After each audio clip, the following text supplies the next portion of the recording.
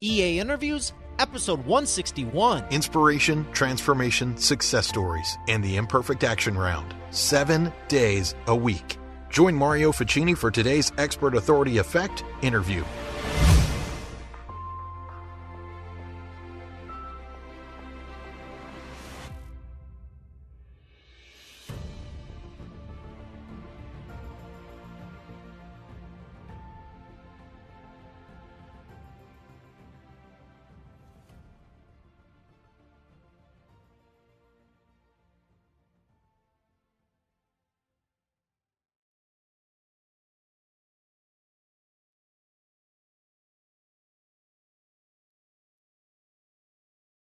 All right.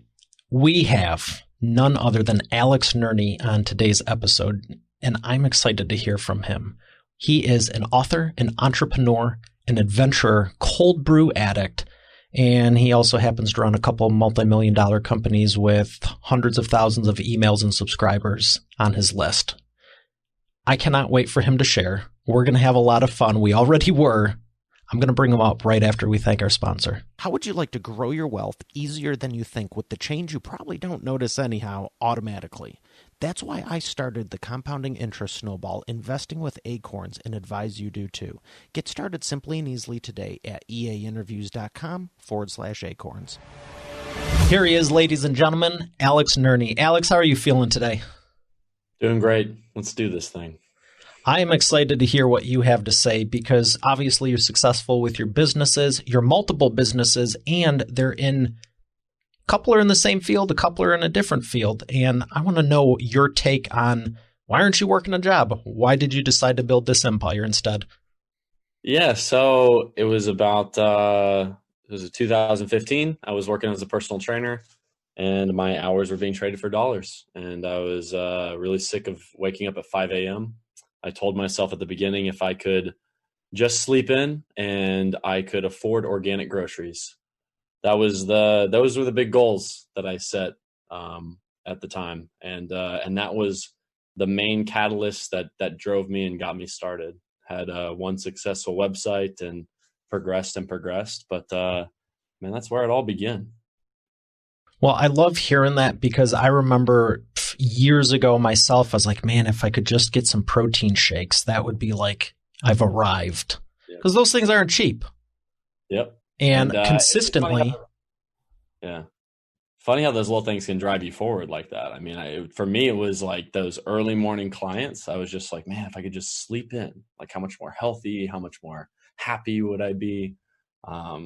It can start small.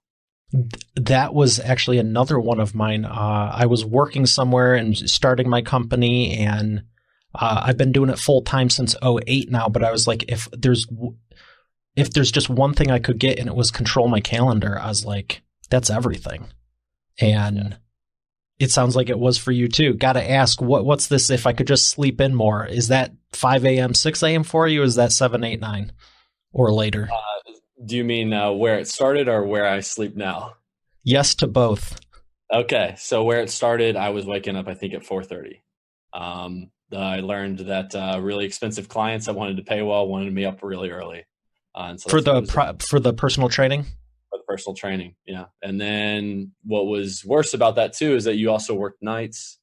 You don't kind of work in the middle of the day as a personal trainer. You might get a few clients here and there. But yeah, so you lost your weekends. You really, you were training at 4:30 a.m. It's not like you're going out with friends. Yeah, it goes back to that time. Yeah, now there's no alarm clock. And that's, I typically get up with the sun. Comes up at about 7 o'clock here. I got these big windows that we were fighting to get the lighting right in here. So that's my typical wake up time these days. Well, congrats on achieving your goal. Thank you. Now, how has it been since then? So you were saying 2015, you got the idea and you wanted to switch it around. What were the first couple of years like? So the first couple of years were pretty chaotic. They started out as, when you start out a business and you start out for yourself, you are usually still working your job while working on your side business. So all of the time that we had, all of the spare hours that we had were being moved towards our business. And about 6 months into building one of the first successful websites I had, we started to get some real traffic and real traction. And we just had to kind of make a decision at that point of if we were going to continue to work our jobs or if we could potentially quit and kind of go all in. And if we had enough savings, at the time, the websites weren't making any money, that they were getting traffic and there were fans there and people were showing up. And so we just kind of decided that we were actually on a hike in Washington, and we just had the idea. And I was like, let's try it. Let's do it. What's the worst that could happen? We could go back to our jobs after a year. We'd be fine. And so we quit our jobs, sold everything we had, moved into my dad's house and got to work. And we would eat eggs and rice every day. People seem to like that story. And I mean, every day we would, because eggs had the protein and the fats, and then rice had the carbohydrates. And so we would eat that to save money to reinvest in our business. So that was the first 6 months. Whenever we did that and we made that commitment, our business started to double. So we weren't making any money. First month in January, we make our first 200, and then 400, 800, 1600, all the way progressing up to a 40 grand month. And it was crazy. Had that success on that website and went and started traveling, and life completely turned around, man. Life was a complete 180 at that point. And it sounds like it's only continued to grow since then. Yeah. So that was just the beginning, and I didn't know it was going to be the beginning, but it was, because we started that website. And then once you started a successful one, I was able to see that there was another opportunity here where a lot of people are teaching others how to make money online, but we had become successful as health and fitness bloggers. And so we felt like our story would be a little more endearing than most make money online people, because we had started a separate business. So we started that blog as well. And that blog quickly rose up to making over 100 grand per month. And then saw another opportunity, saw that, the web development space on YouTube was pretty unfulfilled by anybody who was good at videography. And so me and my best friend partnered in on that as well. And that website's now worth about 1.5, 2 million right in there. So yeah, it just, I wouldn't say it naturally progressed, but it did. I didn't set out to build all these websites. I didn't set out, again, to be a multimillionaire. I didn't think that was ever in my thought process. It was just like, here's another opportunity. Let's do it. But you were always looking at ways to serve people and help others. I was always looking at ways to get both my needs fulfilled and theirs. I try not to pretend that, starting Create a Pro website or Create and Go was, solely out of the goodness of my heart, but I do feel like I do really genuinely care about the customer. And I do genuinely care about their results and their success. And I think when you really do, as a business owner, it always comes back to you. I think the flatter the internet gets, the more information that's out there, the better people are able to find products and resources that actually work for them. So if you're the product and resource that actually works for them, it ends up benefiting you. So I believe that's also one of the things that has led to success. Well, I appreciate you for sharing that. And there's nothing wrong with having your own reasons to start, do things, because otherwise they'd never get off the ground. Same for me. I didn't want to have to go to work ever again. And I haven't since May of 2008. And I'm thankful for that. But I've always loved helping people. And it's like, someone asked me on an interview I did, they're like, how did you start your company? And I joke, I go, which time? Number one. And number two, it was like, if I could just get paid to have fun, that would be awesome. Yeah. Get paid to do that thing that you love to do, that special, unique thing that you were made to do. That's exactly it. Yeah. So I checked out your stuff, and I know you're adding a lot of value. Tell me about your media company now. So you started off doing one thing and the next, and tell us where it went into now. Yeah. So it just progresses continually, gets crazier and crazier. So we, created 3 separate businesses, essentially. Well, 2 separate ones, if you look at them from an LLC standpoint, that both have a lot of success. And I've just decided, with the knowledge that I have in the internet space, and then the knowledge that I have in the creative space as well, that I want to start a media company, and I want to start something that is centered around buying and developing websites buying and developing YouTube channels and pairing those two together. A lot of what I see on the internet is that, someone will have a good website, but not a good YouTube channel. Some will have a good website, but not a good Pinterest. It's really the combination of all of them together that make them so powerful. And I have a very deep understanding of this because I've just been doing it for a while now. And it's also something that I'm excited about because actually last year was probably one of the worst years for me as an entrepreneur, not from a success standpoint, but because I was really alone. Just working on these businesses, building these empires alone in my my glass prison up in these apartments. And I was just like, I want people around me. I want people that inspire me. I want creative other people around me on a day-to-day basis. And so I was like, you know what? I'm just going to start a media company. I'm going to start something and put a bunch of people I like in there and see what we can build, shake some things up. Yeah, because you have to sleep at some point, and you're incredible with what you can do, just like I am and a lot of people are, but there's still that limit of we only got 24 hours in a day. And Absolutely. Did you have any hesitation about creating your first team, it sounds like? Yes, absolutely. Why is that? It all stemmed from the Superman bias, where you just think like, oh my gosh, I am the only one that can do this thing as well as I can. And there might be some truth there until you get proven wrong. I had it happen with a writer. It was actually before I even started these businesses. I was doing some freelance writing, and I outsourced it to a guy. And like the first article, I was like, oh, this guy's pretty good. And then the second article, I was like, wow, that's like really on par with what I do. The third article I got from the guys, this guy's a better writer than me. And this is a job that I thought for sure, like only I could take care of. So sometimes it's putting aside that superhero sort of mentality, and allowing other people in your space. Yeah, when you can trust others, it's very empowering, because I'm thankful for my team, and there's no way I could pull this off, my software and my author clients, without them.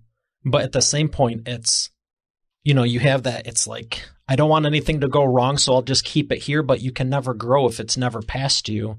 And, I'm always looking for good people who are better than me, because I know where I want to go with it. I go, like you had the idea, I also had ideas, and I go, I'm good at the ideas and executing and the sales and the marketing of it, but I don't really care about a lot of the other pieces. That's not a good place to be. Now, when you find the people who love that kind of stuff and they hate the sales and marketing and the front end stuff, that's a killer team. Absolutely. So like kind of the guy who will be, the first kind of hire at actually kind of the media team. He's just unbelievable at SEO. He's unbelievable at looking at the data and looking at the numbers and diving so deep into the analytics. And I just haven't been that deep into it in a while. And so he's bringing just trying to surround myself with people, but it's also more than that. The guy is incredibly charismatic, to a point where it's mind blowing, his charisma. But when you work with that guy every day, you get a little bit of that charisma from him. So I agree. Putting people around you for a variety of reasons that are good at things that you suck at is an excellent way to go. I'll never forget. I fired myself. The first time I fired myself, I put on Facebook, I was like, oh, I'm so upset I got fired. I got fired today from my graphic design job. And this is like 5-8 years ago or whatever. And everyone's like, oh no. And there was a few people that are like, you don't have a graphic design job. And then a few entrepreneur friends were like, congrats, welcome to the table. I remember they knew exactly what I was talking about. And it was, I had someone in place, but I was still like hanging on too much. Now I'm like, all right, how can I get rid of this? And it's one of the fun things I get to do helping people create courses and books is take their expertise and organize it where someone else can take the information you disseminated and turn it into, a tutorial like you've done. Yeah, for sure. It's how important do you think it is to be able to, with your experience with blogs and especially the YouTube channel, we can talk about video if you want, but what has it done for you to be able to take that expertise and put it back out there for others to digest? It's been awesome. I think the most rewarding, probably that by far the most rewarding thing that I've done up to this point has been that. I was on a trip to New Zealand. It must have been 2 months ago, almost a little bit more now. It wasn't anytime soon. But we were out there, and I remember, like, I'm on this amazing trip, right? It's just, we're bungee jumping, we are dirt biking, we are, on the black sand beaches. It's a beautiful place. And we're out there, and I had a video that I had created for Create and Go get published. And it gets published, and I'm sitting there on my phone. I'm reading the comments on this video. You have these long, paragraphs of like, this is so helpful. I've never seen something so in depth. And people just, sending all this love and the support. And I remember at that time being like, I am more interested in that than being in New Zealand right now. That like the pleasure from being in this cool place was awesome, but the impact I was making meant way more to me at that moment. And it had a really profound effect on me and just how I'm going to view things moving on into the future. But yeah, so I think that answers it.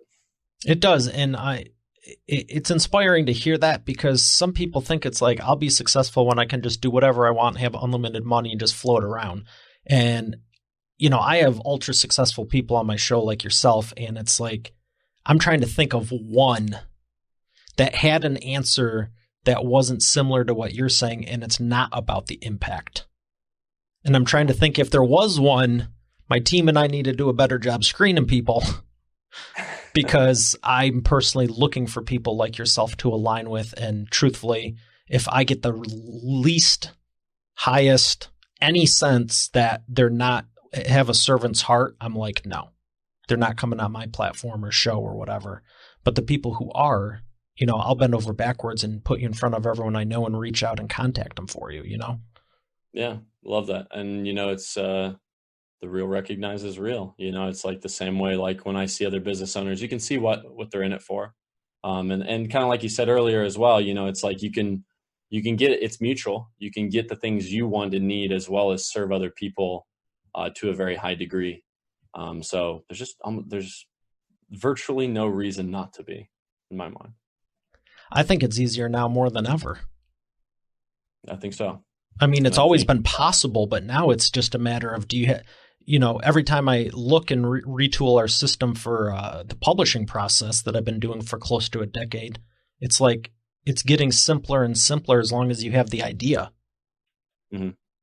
And same thing with websites and video. So I got to ask you, because what's that song? These are a few of my favorite things. You're talking websites, tech, geek stuff, video. Yeah, I'm a little familiar. What's your favorite and why? My favorite thing. All right. I have a weird new favorite thing, man. We got to talk about it. Go for it. It's actually TikTok.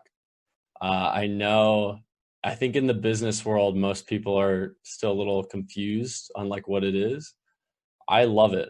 And I want to explain why. I love it because it gives the average person a lot of creative flexibility. They can go in there and they can create a video. They can use music. They can cut it up, chop it up, mix it up, and publish it. And I'm just a huge fan of power to the creators. Like I'm all about like I want more people to have this technology. So you get all of this amazing content, because there's some creative person right now out in Iowa, that nobody knows about. He's like on some farm, but you give him this technology and then suddenly he can do that. He might not be able to create a YouTube video yet, but he can use that phone. And so I'm super up on that. I'm just the biggest fan of YouTube. I'm on YouTube all day, every day. And these are my platforms, and those are a few of my favorite things. Have you been to Vidsummit yet? I have not, no. You should join us this fall. Is it awesome? It was killer. Yeah. It was very killer when I went last year. Awesome. And there's a lot of people like us that you'd be happy to meet, and I could introduce you to some of them. I'd love that. It is a passion of mine. I've come to the point you talked about accepting the passions that you have, and videography is definitely up there. Videography and just creating that creation of content and that creativity is is really high up there for me. Yeah, it's so much fun to do. Everyone asks me, when did you decide you wanted to start the business? And I recognized in high school, I was going to either have an expensive hobby or a very profitable business. I chose the latter because I knew I wasn't going to stop. Yeah, no doubt. It is. We tried to do travel videography for a while, me and my best friend, and we quickly understood that was probably the most expensive hobby that you've ever taken on. It's just not only you're carrying equipment and new film equipment everywhere, you're traveling. So you're also got the expense of traveling and staying in new places and stuff. We shot some pretty cool videos. We had a video featured on national television in Peru, which was really fun. But yeah, we had to let that one go because of the expenses. Now, were you also editing all the video? So at that time, that particular project, that was Dale, my best friend, and he is actually a videographer by trade. Okay. So he was working on the videos. Well, it sounds like fun. I mean, if there's a way you can, did you ever consider monetizing it with like sponsors or getting people to cover stuff for you? Yeah, we did. It's just, we ran into this issue of the videos kind of took a month to produce in totality. And there were other opportunities right in front of us. So we started Create a Pro website sort of because of that problem, because we were like, well, we can start this business and we can use this to make money so that we can travel, and then we can travel how we want to travel. Because a lot of the videography, you're running around like filming stuff all day, which is a hell of a lot of fun. But at the same time, it's not like you get to relax and, really, really enjoy and vibe with a place. So that's where we ended up on it. Yeah, I can relate to that because when I'm speaking at events, like I just got back from Orlando at PodFest, and it's one thing to be there taking pictures and doing stuff. It's another thing to not be worried about it and just immerse yourself and connect with people. Mm-hmm. So I usually like to get to places early, take a bunch of pictures because the scenery is not going to change, and then be fully present for the event, and then get some stage shots of some friends and stuff. But it's a different. I remember people always going, well, I grew up in Detroit, Michigan, and people are like, well, I don't like it here in the winter. It's cloudy. It's snowy. I'm going to move to Florida. I'm like, so move. I don't want anyone here that doesn't want to be here. But I go, you do realize if you're working a job, the beach is just going to tease you through the window. It's not the same as being on vacation, right? What do you mean? There's a big difference when you're on vacation and nothing's on your mind. That's why everyone enjoys it, not just because you're in a different venue, if you will. It's so funny that you bring that up too, because it's something that we discovered when we were traveling and working, was that you can sort of maintain a business, like you can maintain kind of where it's at if you were traveling. Try growing that thing on weird Wi-Fi in some foreign land. It is just not, the ideal image of it is way prettier than the actual reality of it. And that can happen a lot. I've seen it happen all the time with people, is that they idealize something. For instance, like some people idealize working from home a lot. And while I think it's great if you have a family and you have other people, if you're a single guy like myself, working from home is really lonely.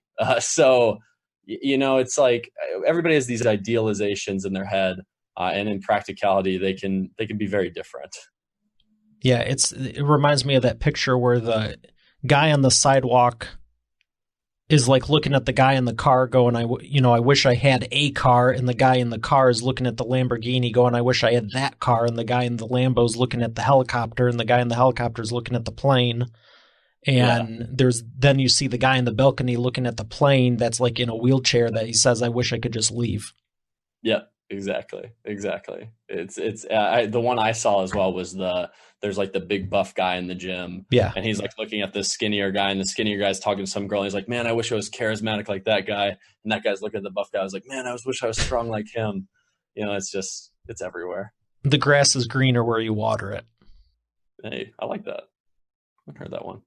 Well, I got to ask you a couple more things, and you're given a lot of expert authority insights here, but what would you say for someone that's looking to create the YouTube channel or the blog or do any of this? You alluded to there's all these opportunities, but there were some that were right in front of you.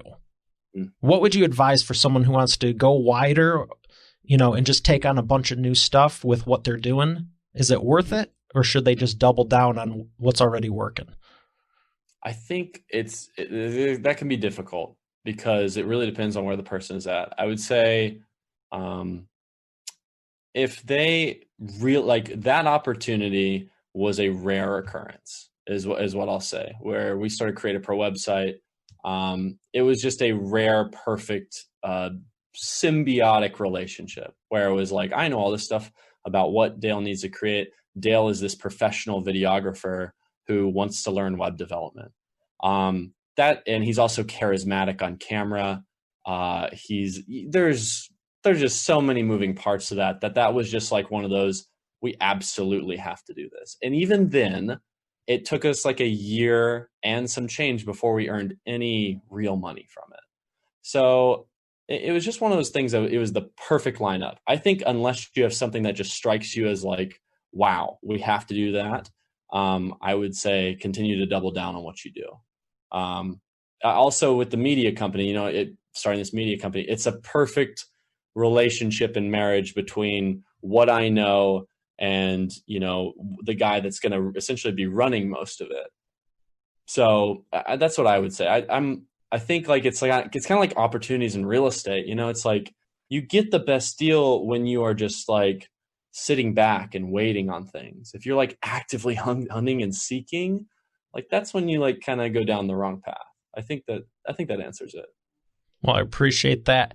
One of the last things I'm going to ask is, what is your biggest success story? So my favorite one, man, there's a few.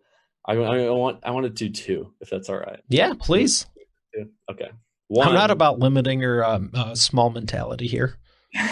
Cool. I might even let you do three if you got them. Hey, I've got a few, but there was one. So ran this health and wellness site, and that's where we started. Needed testimonials for the website, and so we emailed out, and some people sent some testimonials. We were like, it would be really great if some people got on video and did this. Our product targets, older, like 45 to 65-year-old women is typically the users of our product because of Pinterest and a variety of other reasons. And this lady named Shauna sent us this video, and I kid you not, me and my business partner, and I won't talk too much about it because I'll just break down. It was just like 20 seconds in, I was bawling my eyes out. Just like talking about like what the product had done in her life, and like I'm turning up right now. That just changed my view on everything. It just changed my view on like, we're doing stuff that matters here. Like, let's like really, really go in on this.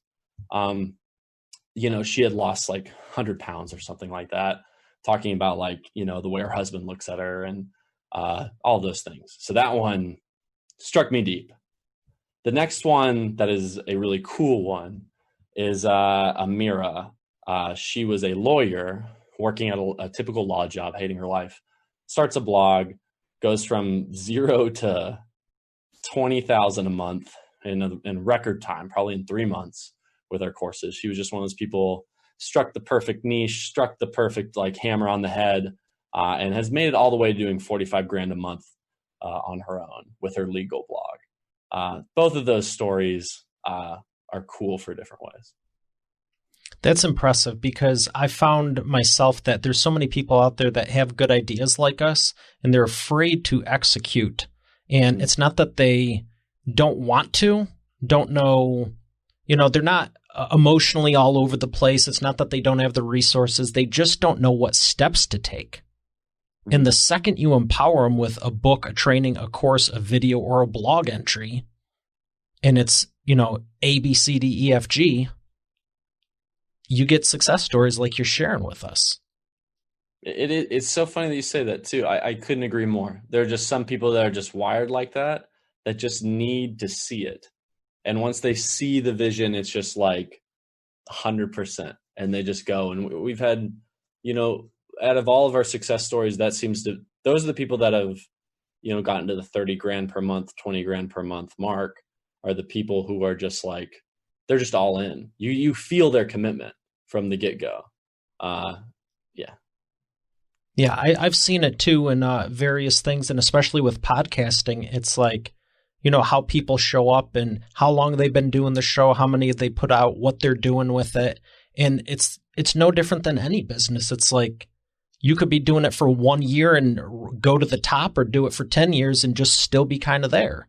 And that's fine if that's what you want. But where I like to move people from is that confusion state of wherever you are, because maybe you've been doing it 5 years and you're not completely happy, but you're thankful for where you've been. And it's just like, how do you get ahead? But there's the other type where it's like a strong pass, where you see them keep doing the same thing over and over and over and over, and always asking, what do I do to do the next thing? And then someone tells them, and then they don't do it. And it's like a couple of years of that. Heck, even a couple of months, it's like, no, just you can get a book for $20 and be better off. For sure. That shiny object is #false on that. Yeah. Yeah. Those people always seem to have that shiny object syndrome to the max.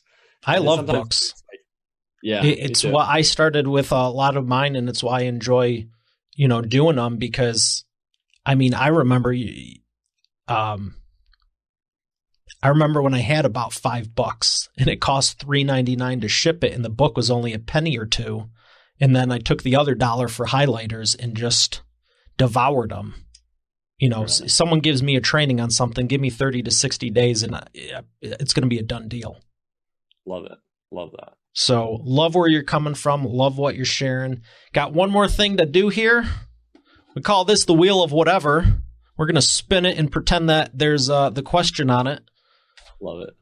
Where in the world haven't you been that you'd love to travel to, and why? Iceland really speaks to me right now. Why is that?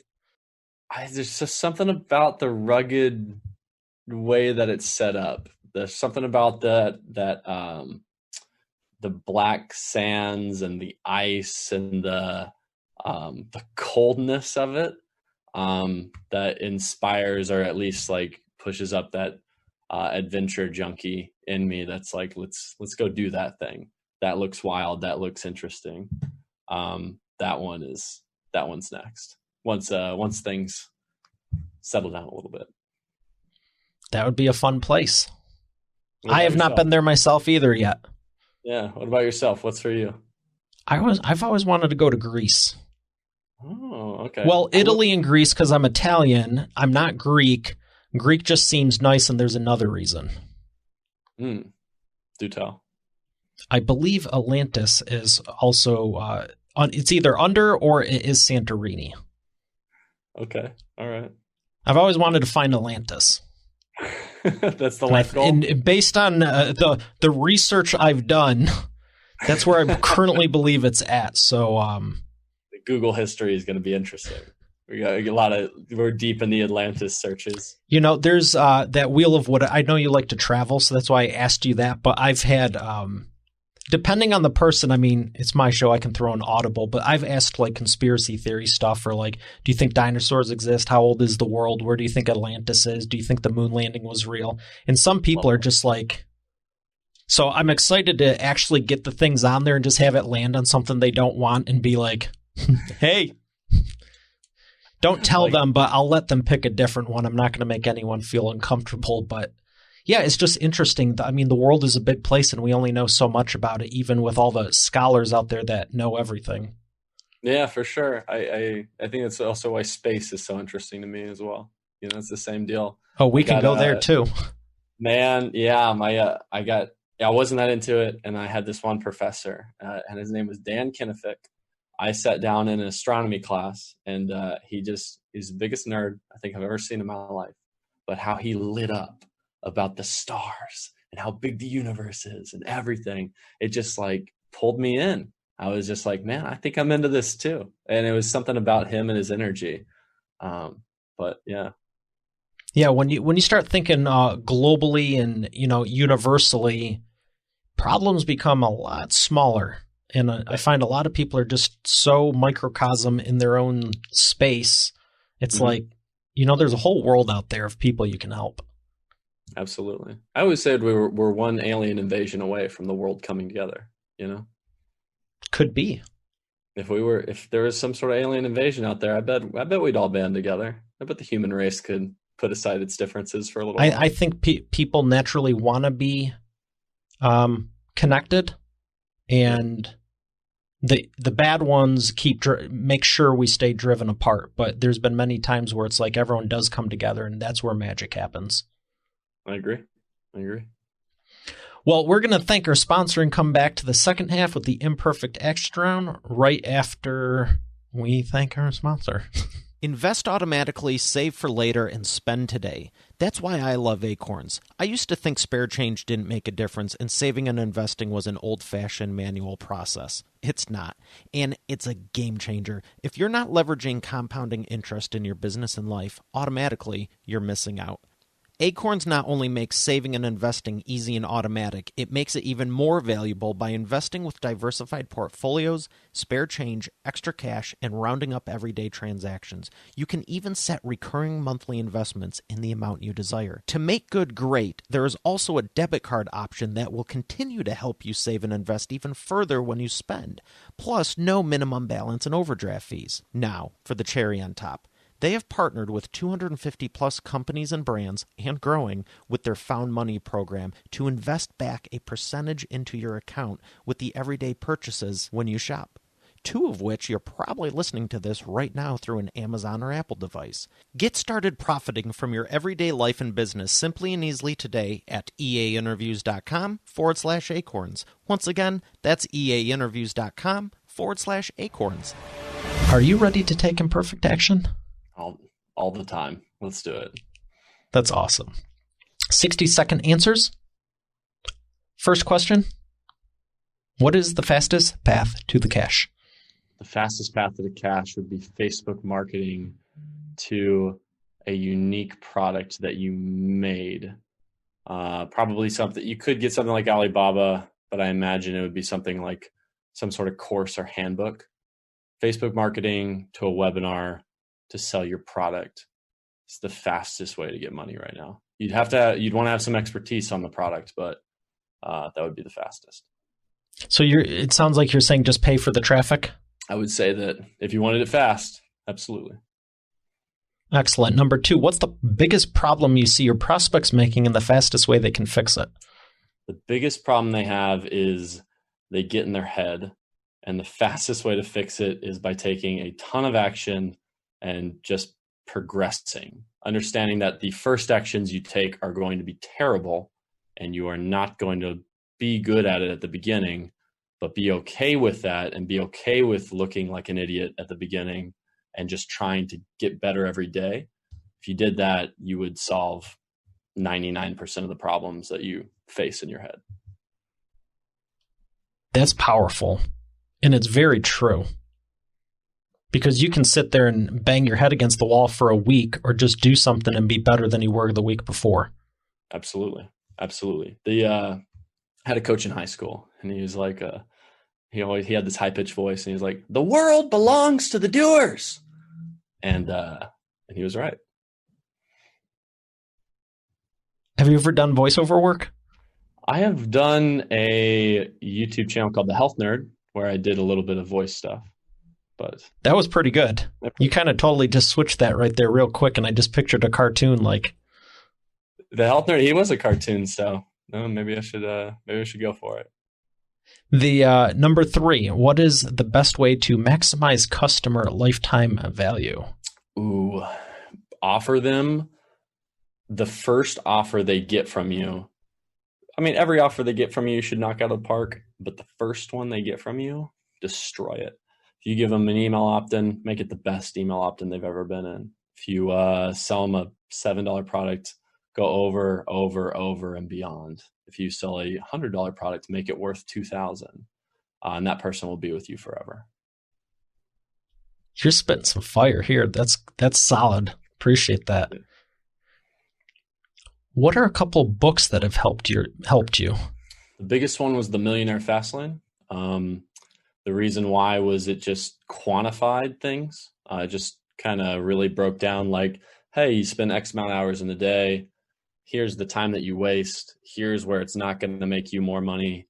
It just got me really it got me tooled in a way to think about how I'm spending my time and how I'm spending my money. And if money's going to come back from that. And it just got me really focused. I love that book. And I met the author too, and he's a great guy. The next book would be Steal Like an Artist, Austin Kleon. He talks about, ideas are not original. They are formations of multiples. So you take some inspiration from here, take some inspiration from there, take some inspiration from there. You put them together, you kind of have you. And so when you're thinking about content, you're thinking about creating anything, it's okay to take inspiration from others. That book has saved me multiple times. I have not even heard of that book, and I love the title, and I'm personally thankful you shared it with Expert Authority World, because I'm going to check that out right now. It's the best coffee table book. It is small. It is a quick read. It might take you 3 hours to get through, and it can be just mind-opening. Well, I appreciate everything you've shared. Where would you like people to learn more about you? Right now, really working on building the personal YouTube channel. So my name, Alex, and then last name, Nerney. Working on building that up. We've got 500 subscribers in our first month, so we're pretty excited about that. Nice. Yeah, and we have multiple websites and blogs. If you're interested in blogging, createandgo.com is the place to go. Have a YouTube channel that goes with that. If you're interested in just building a portfolio website, something yourself, Create a Pro website's great. If you follow the YouTube channel, you'll follow me trying to build this media company and building out this personal brand, and it's going to be a fun I don't think you're trying to build that. I think you already built it, and now you're just backfilling it with the logistics. We'll see. Yeah, maybe. You already did it. You're just dotting the T's and crossing the J's now. Yeah. Well, I've thoroughly enjoyed this, and I will make sure those links are on your show notes page on eainterviews.com. Thank you again, Alex. It's been an absolute pleasure. Yeah, thanks so much. All right. All right, Expert Authority World, we have another great episode here today. I'll see you tomorrow. Have a great day, and God bless. Why every business needs a book, including yours. Would you like to save 5+ hours with every prospect, generate more leads, and profit in your business now? Visit businessbookchecklist.com and learn how you can implement this in your business today. Spare change? How's that going to make a difference? I know that's what I thought before I started investing with Acorns. Throwing change in a jar is not very leverage and time-consuming, but what about all the transactions you don't use cash for? Like majority? Acorns not only invest your spare change automatically with roundups, it also lets you add a preset amount to each transaction regardless. It's pretty inspiring to see how quickly and easily you can end up with a pile of cash instead of a pile of receipts. Get started simply and easily today at eainterviews.com/acorns. Once again, that's eainterviews.com/acorns. Hey, thanks for listening to today's episode. I hope you got a lot out of it. I know I sure did. If you haven't done so already, I invite you to subscribe to the show. And also be sure to check out eainterviews.com for complete show notes, the full interview video experience, links to the resources we mentioned, and more. Have a blessed day, and I'll see you.